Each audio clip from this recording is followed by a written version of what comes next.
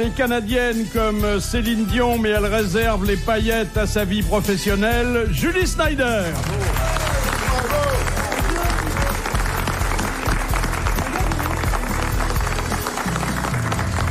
Il est le lion des deux ânes, Jacques Maillot.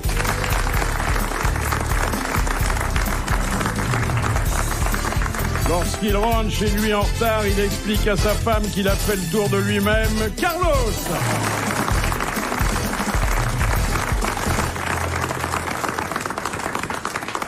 Il n'a pédalé dans la semoule que pendant son service en Algérie, Jacques Balutin.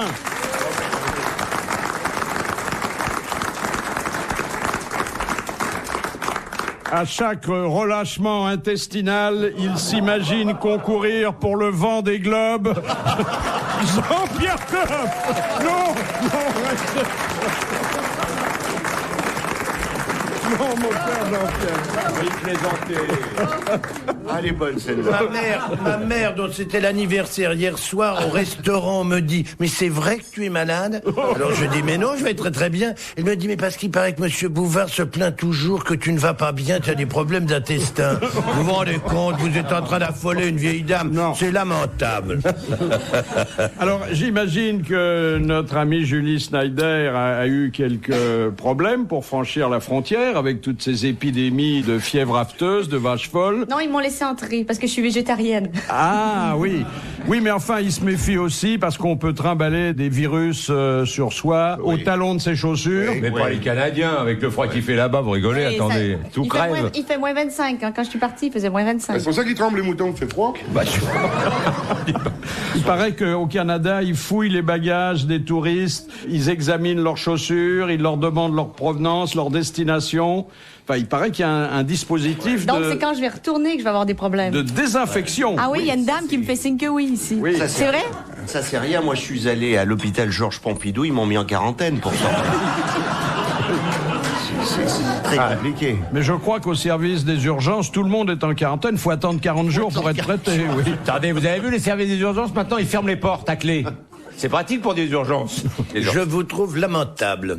Je vous le dis franchement. Pompidou fonctionne très bien. Les malades, ils sont formidablement heureux. Oui, il y en a pas. Il reste mais pas longtemps. Si. Mais écoute, j'y étais il y a Mais 2 t'es pas jours. malade, toi. J'étais voir un malade, une malade. Je te jure que c'est un endroit. Les gens sont extrêmement sympathiques. Évidemment. Forcément, il n'y a personne. Ils ont le temps de s'occuper de toi. Vous dites ça, mais vous n'avez Mais y a pas le pas droit un de dire rat. ça. C'est un des plus beaux hôpitaux français. Arrêtons de Mais y a rien qui marche. Je sais même pas où il est. Mais il est à côté d'Antenne 2. Oui. C'est pas une référence. Ah, c'est bien parce qu'il paraît qu'Antenne 2 est très malade. C'est pour te le situer. Oh. Mais arrêtez tout le temps de dire que ça va mal dans ce pays. Ce pays va bien, apportez-y de la bonne humeur, dites qu'on est heureux. Mais non, mais c'est parce que t'es en campagne Mais électorale. je suis pas en campagne électorale du tout, moi. Quoi, t'as abandonné? Mais j'avais un partenaire qui est parti, mon Ah, bah voilà. Bah oui. Quoique, Tout franchement... seul, tu pourrais, hein. Oui, parce que le thème était quand même un thème fort, sans mettre plein les poches, un maximum, et que pour soi, c'est quand même mieux que... C'est porteur. Oui, c'est porteur. La première citation qui nous est adressée par Madame Lucas, qui a dit « Le principal souci d'un acteur, c'est d'avoir tout au long de la pièce le nez et la vessie dégagés, en conséquence de quoi, juste avant le lever du rideau, je mouche le premier et je vide la deuxième. Il est mort. » Il est mort, mais pas de ça. Hein. Louis Jouvet, non? Non, non, Pierre non. Brasseur. Oui, c'est Pierre Brasseur. Excellente réponse de Jean-Pierre Coff. Alors... Vous, les artistes, vous ratifiez ça avant... Ouais, Complètement. moi, je suis tout à fait d'accord. On peut se moucher en scène, mais pisser en scène, c'est dur. On peut pas dans toutes les pièces. Il y a des pièces à chier, mais des pièces à pisser, hein, pas beaucoup. Mais vous, Julie, avant avant une d'enregistrer émission de une télé, émission oui, ou de faire du direct, Ah oui, toujours. Et ce que Ah je trouve dur en France, c'est qu'il n'y a pas assez de pauses publicitaires, alors qu'en Amérique, il y en a beaucoup, ce qui fait que quand on est une fille, bon, ben, on peut aller pendant les pauses. oui, mais comme Et une vous... fois, j'étais en direct au Canada, je suis allée pendant la pause, et la porte est restée verrouillée, ils sont revenus, il n'y avait pas d'animatrice, elle était prise aux toilettes, mais on m'entendait. Ah oui, parce que vous aviez gardé le Oui, micro. on avait gardé le micro. Bon, Alors ils entendu entendaient... faire- Non, non, quand même. Quelle horreur. quand même, Philippe. Ils m'ont entendu parler, mais j'étais dans les toilettes. J'ai dit, je suis aux toilettes, je suis prise et tout. Mais comme vous Un n'êtes grand moment de cadré- Vous télévision. allez vous faire prendre dans les toilettes. Enfin, Ah c'est un faux problème. Comme vous n'êtes généralement cadré qu'en buste, si vous avez un bassin, personne ne verra rien. Oui, mais quand même, c'est pas très... On peut l'entendre, hein. Ah S'il oui. y a un pot de chambre sous le bureau, on peut entendre. Alors, pour en revenir à tout ce qui nous inquiète et tout À ce qui nos est en moutons train de perturber, oui, à nos moutons, tout ce qui est en train de perturber notre vie quotidienne et même nos loisirs, il faut dire qu'il y a une suspicion énorme en matière de microbes, de transmission de virus. Ah oui. À telle enseigne que, Ça suspise beaucoup. à Londres, les prud'hommes viennent de donner raison à un supermarché qui refusait d'employer un homme en arguant que sa barbe posait un problème d'hygiène. Ça fait Ils garder. n'ont pas Mais besoin de c'est- ça en C'est Angleterre. vrai qu'on peut voir ce qu'un homme a mangé quand on regarde sa barbe. Ah oui, oui, Ah oui. oui. On peut voir Mais ce qu'il c'est a pas pris bon pour du tout, déjeuner. regarde. Mais vous savez qu'il y a, en Amérique, je sais pas si vous savez, il y a des syndicats aussi pour les comédiens et même les animaux, les insectes. Par exemple, les morpions ont un syndicat avec des avocats qui les défendent et des agents. Alors il y a un morpion qui a téléphoné à son agent, il dit non, j'ai rien à foutre en ce moment, il dit j'ai pas grand chose. C'est pas terrible comme boulot, j'ai un truc. J'ai 8 jours dans la moustache de Charles Bronson. Il dit bon, il y a rien d'autre, je le prends. Il y va, passe 8 jours dans la et il téléphone à son agent, il dit écoute, j'en ai marre, t'as pas autre chose. Il dit si, on fout rien, un moutard de Charles Bronson, on s'emmerde. Et il dit si, je viens d'avoir un truc, hein, j'ai 15 jours dans la liste alors. Ça, je prends. Ça va être sympa. Il rappelle son agent le lendemain, il dit j'en ai marre, je me suis encore retrouvé dans la moustache de Bronson. Comme quoi les insectes, ça passe les frontières. Philippe Bouvard sur RTL, 4h, 4h30, les grosses têtes dans la nuit des temps. Paraît qu'on va inventer des nouveaux animaux. Ah bon? Mais oui, rien ne marche actuellement. Il y a des problèmes sur le porc, des problèmes sur la vache, des problèmes. Alors, ils vont essayer d'établir un rapport sexuel entre l'autruche et le kangourou pour rester quand même dans la région. Et ils vont inventer un animal qui s'appelle le moubochon. Il y a des Qu'est-ce que c'est Bah, que ça le moubochon, ils vont ne prendre que certaines parties de certains animaux sur lesquels il n'y a pas de risque. Par exemple, ils vont mettre un gigot devant, 2 jambons derrière, et ils vont installer des animaux comme ça où il n'y aurait aucun souci. Et une tête de veau pour faire plaisir à Chirac, non? Parce que la tête de veau, il y a de la cervelle, c'est dangereux. Non, mais non, c'est un animal qui marchera avec un ordinateur, il n'y a pas besoin de tête. On va retrouver le goût de la chauve-souris, c'est délicieux. Ah, c'est bon, ça, hein? Très bon, comme du lapin de Garenne. Ne mangez pas les ailes, c'est inutile, juste les pattes arrière, c'est très très bon. Et Comment tu la prépares, ta chauve-souris? Je la fais mariner. Tu la cuis à l'étouffée. Ce que je viens de te le dire, comme tu n'écoutes pas peut-être ce que je dis. Si, oh, mais... T'as le goût d'un lapin de Garenne. Ah, tu m'as dit, mais un peu moins faisandé. Un peu moins faisandé, c'est délicieux. Et ça non? attrape pas la myxomatose au moins. Non. Et alors moi je crois qu'à partir de cette idée de faire baiser une autruche avec un kangourou, on pourrait comme ça imaginer toute une série la d'animaux partouze. qui pourraient faire un nouvel animal qui serait tout à fait consommable et qui serait à l'abri de tous les Il a risques. raison. Et Il a en raison. plus, ça distrairait les enfants des écoles au moment du Covid dans les eaux. Bien sûr, vous Ils faites, passeraient un bon moment parce que l'autruche et le kangourou, C'est pas dans la fouille. C'est pas dans la poche, dirait le kangourou. C'est ça. Vous faites. Mais je comprends pas pourquoi on fait pas manger de l'éléphant. Il y a à bouffer là-dessus, Ah, c'est ouais. gros. Alors effectivement, il n'y en a plus beaucoup, mais Il y en a là, plus c'est l'herbe. le moment où Mais je la pour mets. faire Faut leur- l'amour à une autruche, fait des visites, ça fait plutôt tailler des plumes d'habitude. Et vous faites féconder une poule par un cochon. Ah, ça, Oh, Oh, vous, ça, c'est souvent le cas. Hein. ça vous fait des œufs au bacon. Hein. Une deuxième citation.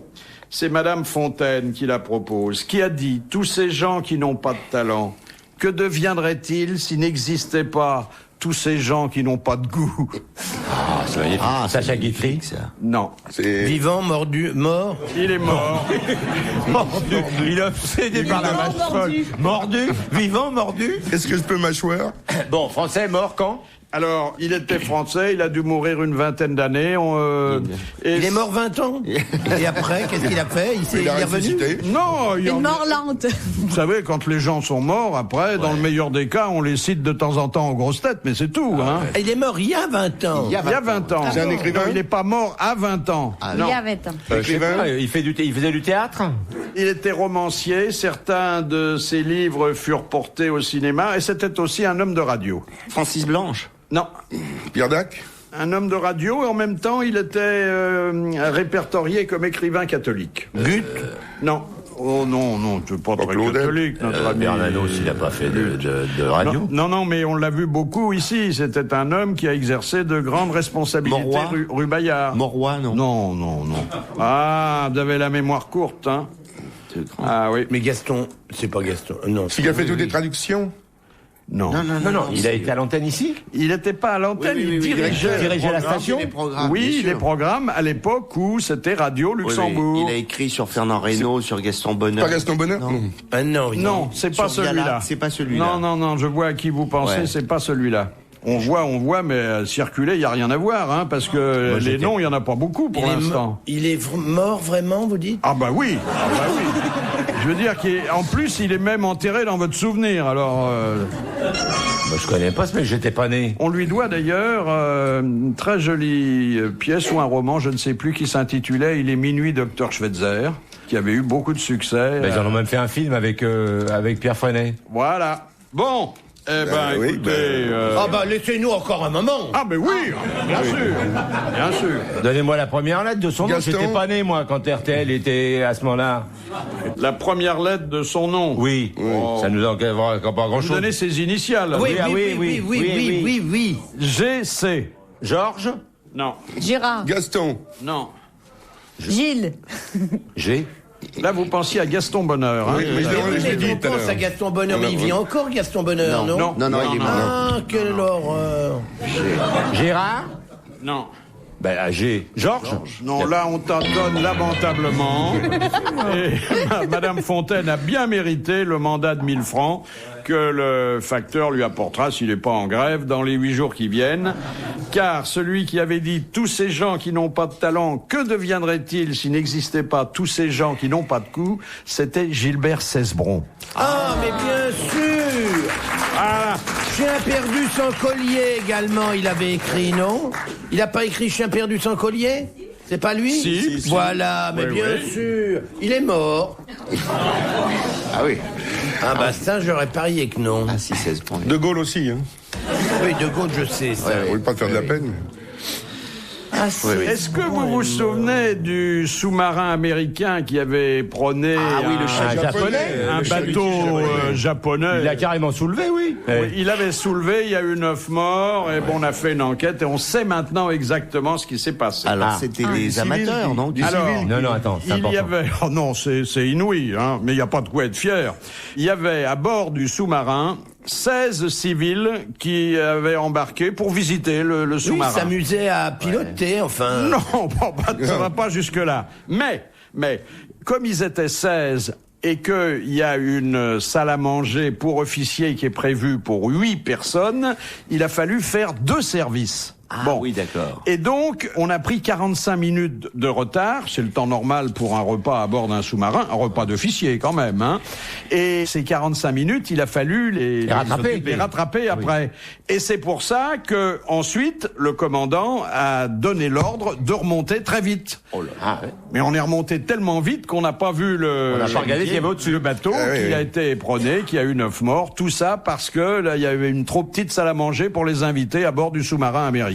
Ils n'ont qu'à faire des grandes salles à manger dans les Voilà, ils ont qu'à faire des salles à manger comme Le sur De le... Gaulle, j'espère qu'ils vont nous faire des sur le grandes De salles à Gaulle. manger. Ça n'arrivera pas, ça, sur le Charles de Gaulle. Ah non, ils ont bougent déjà pas. rallongé la piste. Ils bougent pas.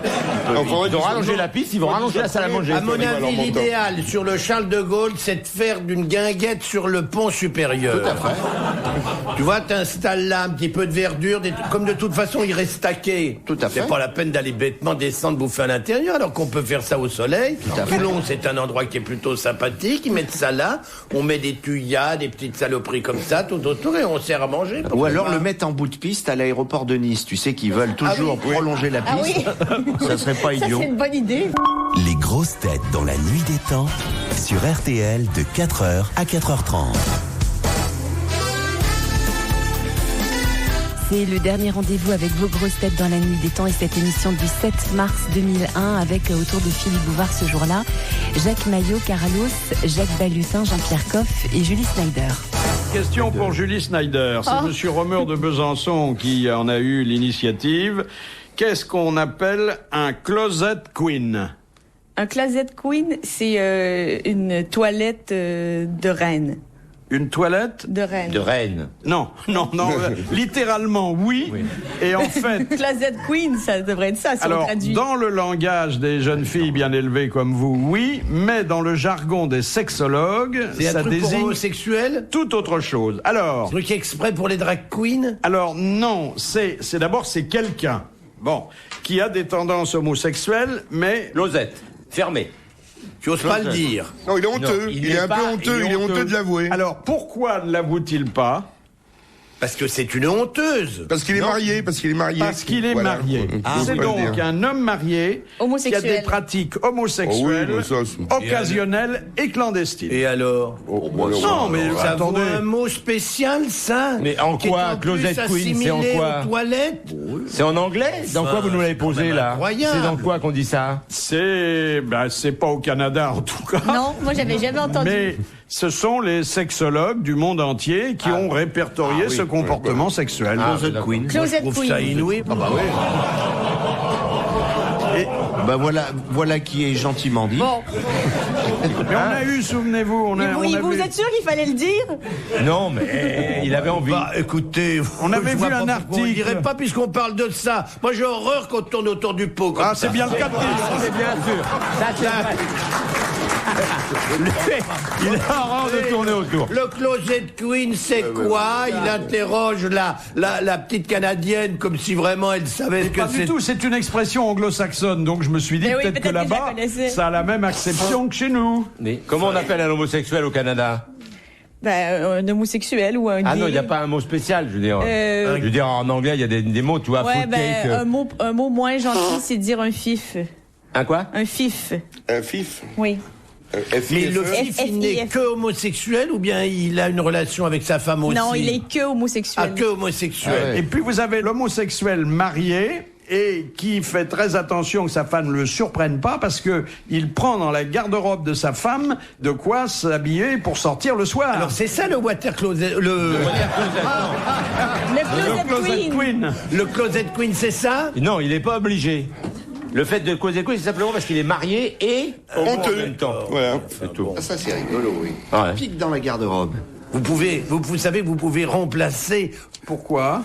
Ça fait rien, laissez tomber. Enfin, ne laissez pas tomber, au contraire, maintenez-la. Ne nous voterons pas dans la salacité. Non, c'est pas le genre. C'est pas le genre. C'est pas le genre.